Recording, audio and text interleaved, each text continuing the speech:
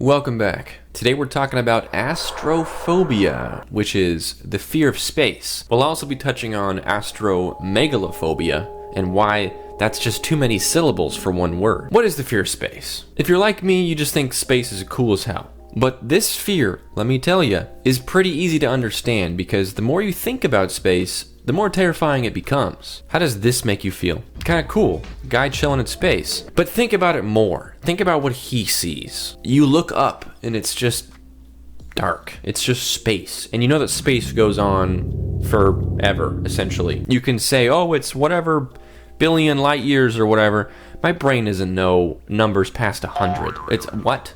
What, a light year? Huh? You mean like Buzz Lightyear? We don't even have a word big enough for how big space is, so we just say infinite, because space is closer to infinite than it is our biggest descriptors. And in that, it is terrifying. How about this? How does this make you feel? We know that that planet is giant. Again, it feels silly calling things giant or big or large. That planet is gargantuan. But in the void of space, it could look like a speck. And even if you can somehow fathom how big it is and the distance between us, it's still a speck in the grandness of the cosmos. And I'm not just talking out of my butt here. I did a lot of research before this video because I wanted to understand what specifically about astrophobia gets people. I don't want to just come here and be like, oh, I'm pretty sure it's that planets are big. Now, planets being big is part of it in a way. That's a little more astromegalophobia, but we'll talk about that more in a bit. But it's the emptiness. It's the insignificantness, it's the helplessness. It's sort of related to thalassophobia in a lot. Fear of the deep sea and fear of the ocean, where a lot of what freaks me out about the ocean is just how big it is. The idea of being on a boat in the middle of the ocean and just like sticking my face underwater and just looking down in like the seemingly endless blue, sitting at my desk, that makes me feel anxious, just thinking about that. And from what I've seen from people talking about astrophobia, it's largely that sensation, this idea that it's just infinite nothingness, and that there are little specks, stars and planets that we can actually see that sort of put it in perspective of like, that thing is insanely large and it's a speck out there, and that thing is a speck to something else bigger, and then that thing is a speck and onward it goes. We'll definitely look at some of the James Webb Telescope pictures during this video because I feel like that's a good example of the vastness of space, but I think astrophobia doesn't need to be this grandiose universe thing. It's just the idea that the planets are so big, their environments are so harsh, and all of it is just in this vast empty void of space where you can't breathe, you can't call for help, and all you can do is just drift. Jupiter's storms are something I didn't really think about until researching this video, where you look at it and you just see like swirling. This is obviously sped up, but Jupiter, way bigger than Earth, right? And the storms, they're colossal. It's something like 1,000 miles per hour winds. 1,000 miles per hour winds. I get a little alert on my phone if it's like gonna be like 40-mile-an-hour winds. They're like, whoa, look out. The wind do be blowing today, stay inside. And I'm like, you don't gotta tell me, I wasn't gonna go outside anyway. 1,000-mile winds. What does that even look like? Like if you just suddenly woke up on Jupiter, you would fly 1,000 miles an hour. You'd fly faster than an airliner. This is a picture of a comet. Looks like maybe the sun or something is behind it, kind of shining some light around it. You got stars. You might think the image is black and white, but little did you know, space is black and white. That's right. Everyone thinks aliens gonna show up one day and blow us up, like they just hate the human race. But that's the thing. Aliens don't even see color. Whether or not you have this phobia, I think that you can look at this and understand it. It doesn't matter if it's 10 times the size of Earth, it's still tiny. It makes you think about how tiny Earth is. Earth is small. You're small. You're a small little thing. You're a little speck. But that's okay. That just sort of means that, like, it's cool, man. Why are you stressed all the time? Why am I stressed all the time? We're small. Your stresses? Bink! They're gone. If only it was that easy. Anyway, back to the horror. Here we go. Big space monster doing space magic to a planet or creating a planet. This could be what it looks like to make a planet. Me at the bowling alley when it's my turn. I mean, obviously, cosmic beasts, as far as we are aware, not real, but you can't even say that definitively because the universe is so infinite that it's like, I don't know, we can't actually know for sure. It just seems unlikely. The concept is terrifying. You know, just something so big that it makes the planets just look like a little plaything. Crazy. But then think about it. This guy's small. This planet? Oh, maybe it's 100 times bigger than Earth. Maybe it's 1,000 times bigger than Earth. He's still a speck compared to our sun. And our sun's a small star. Even the biggest guy is a tiny guy. And I think that I'm saying that like it's a comforting thought that even this giant cosmic horror could actually still be small, but I think that actually just makes it scarier if you have this phobia where it's like even things that could accidentally squish your planet, those are small.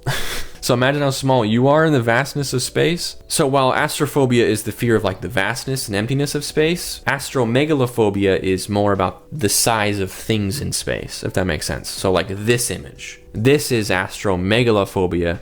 And honestly, there's a lot of overlap. I'm sure someone with astrophobia probably experiences both, you know, but I think that the fact that we have names for both of them means that some people lean in different directions. But a big old planet like Saturn on the horizon like this, and the size of it, this makes you go cuckoo crazy if you got astromegalophobia, because that big thing ain't supposed to be there, and I don't want a reminder of how small we are. I think astromegalophobia is a lot about like the crushingness of so many things, or like being crushed by giant space stuff, just looking at giant space stuff, all of it. So that's astromegalophobia. View from the moon, all alone. Space is so fascinating to me in a scary but interesting way. Like I don't have the phobia, I can respect the fear. When you look back on Earth like this, it makes you sad because it's just a ball in space. A spacesuit floated away from the International Space Station 16 years ago. The unneeded Russian Orlan spacesuit, filled with mostly old clothes, was fitted with a faint radio transmitter and released to orbit the Earth. That suit just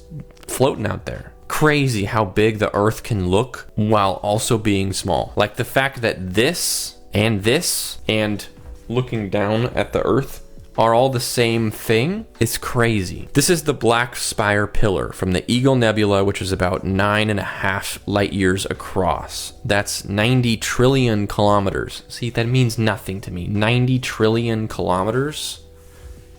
Huh? 90 trillion kilometers of cosmic gas. I don't think we comprehend how unfathomably vast things are in space. I'm probably going to keep overusing the word unfathomably because it is what it is. We cannot fathom the size of these things. 90 trillion kilometers will never be truly understood or fathomed, you could even say, by a human brain. It just can't be. This being the thing that we can just look at it on my computer screen like this, willy-nilly, wild. And also the fact that it looks like a big, scary, dark spirit monster doesn't help. I hope that people with astrophobia can still somewhere in there understand like the beauty of it, because I think that would be a little sad to miss out on it. Like for me, I'm terrified of the ocean, but I do appreciate it. Like I respect the ocean. I think it's a great thing. I just don't want to go in it, you know? And so I hope that that's true for astrophobia, where you can look at this and be like, horrifying, unfathomably big, this stresses me out, but it's kind of pretty. The hidden side of the moon. It's covered in so many more craters because it gets hit by little things all the time. And what little things, you may ask? Just like little asteroids. What did you think I was going to say? Aliens? Here's a little visual demonstration for you. What would it look like with all the planets between the Earth and the moon? Oh, man. Oh, man. Can you imagine? Jeez, this is giving me like a little bit. I feel like my palms are getting sweaty watching this. I kind of get it. It's really cool though. My favorite part in any space, moon, slow down. Jeez Louise, it's not a race. What the? Slow down. My favorite thing in any sort of sci-fi video game, and piece of media just in general, but it happens more in games, I think, is when you're on a planet or you're seeing the view from a planet and there's just like some moons chilling off in the distance, like several moons, sometimes close. I love that. I don't know what it is about that I love so much, because it's like, it's true for Earth, it's just tiny, but there's something about just being like doing your day-to-day and just having like a big old moon that's just kind of doing its thing out there. I'm basically describing someone with astrophobia as like nightmare, essentially, at least astromegalophobia, but it would probably be good to have that perspective to just look and be like, dang, space is right there. And like an uninhabitable moon is right there. I know even just in my day-to-day, whenever there's a day where the moon is like really bright, like in the evening, like before it's even gotten dark out and you can just see the moon chilling, it's just so wild to me that we're all walking around, you know, doing our errands or whatever, and there's just like a moon like in space, just like chilling up in the sky, and we're all running around like, oh my gosh, I'm gonna be late, and oh man, I gotta vacuum the house because dust and stuff, which granted, those two things are good things. You should vacuum your house because of dust, but it's weird that it doesn't just make us all stop in our tracks and be like, moon, we are small. Maybe that'd be good. Next time you see the moon, stop what you're doing, point at it and say moon, and then point at yourself and go, I am small. And then you don't have to say this part out loud, but you can, you know, think it and be like, everyone else is small too. Dang, they combined two photos, but still, this is what it's like. We're just like flying around in space right now. Like right now, as you're watching this video, you're flying around in space. Nice job. Pretty cool. Oh, you always wanted to be a space traveler? Dude, you already are. You're traveling through space right now. The size of the sun compared to Earth. Hey, look. There we are. The vastness of space and the void that it is, I think, is what drives astrophobia, because it is just this endless nothingness. You know, there's stuff in it for sure, but the space between, no pun intended, the space between every object that you see is, here we go again, unfathomable. Even just the space between here and like the moon, which is like quite literally the closest thing in space to us. It's like 250,000 miles or something like that. It's a 250,000 miles. Actually, let me fact check myself. 238,000, pretty close. And that's the closest thing to us. And then you look at like the distance between us and the closest planet. And then you look at this and it's like, this obviously isn't a real image. It's just a mashup of two different images. But the idea that just all those little specks, they're out there, but they're just stupid distances between them. So it looks like it's busy and there's so much going on out there. You can see how bright it is based on how many little things there are out there. Like, I'm not scared of this concept, but I can easily wrap my head around it. It's just stupid big. And I think the more you think about it, you can kind of make yourself go crazy trying to comprehend the void, but you can't. It's a void. It's crazy. You know what else is crazy? That I just found out that Uranus is actually not the correct pronunciation.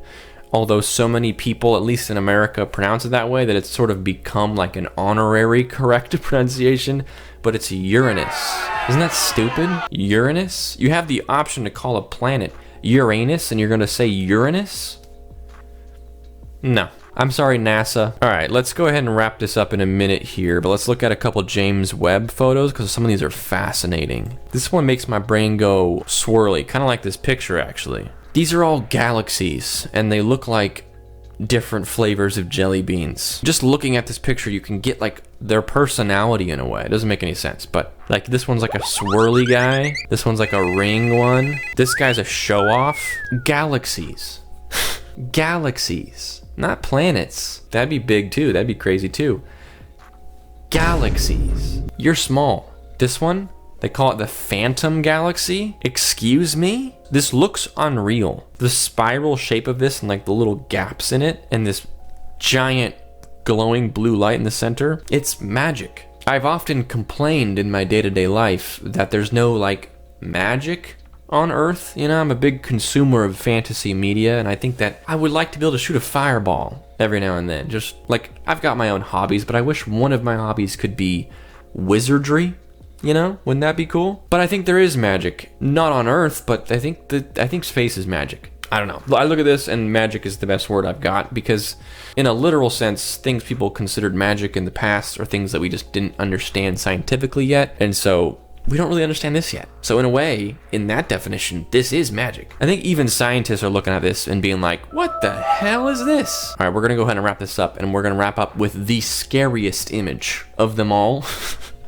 For me, I should say. I'm sure lots of these were worse, but this one, I'm sorry, huh? How could you look at this and not think dark, ghostly, cosmic things? They call these the pillars of creation, and they're typically more colorful, but the way that they were shooting this particular one, it came out like darker. So this isn't what it looks like, or at least we don't know. This is still sort of like a technological guess, I think, in a lot of ways. But how this came out is so scary.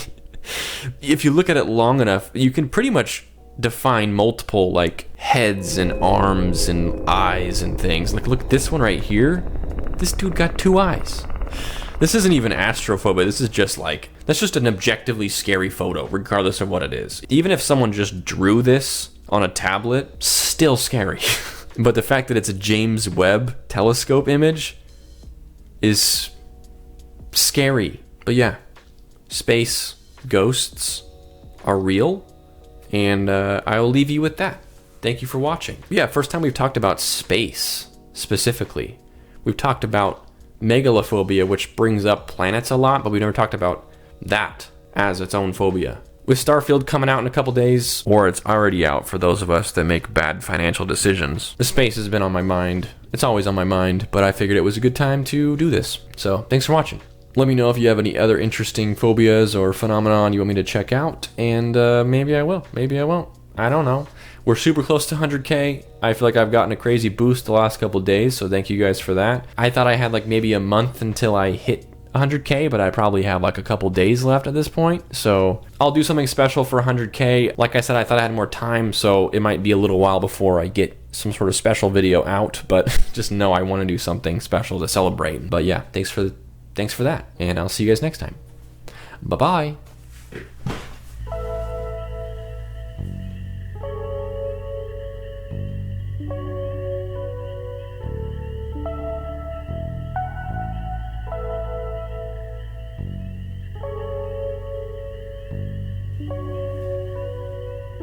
I said bye, didn't I?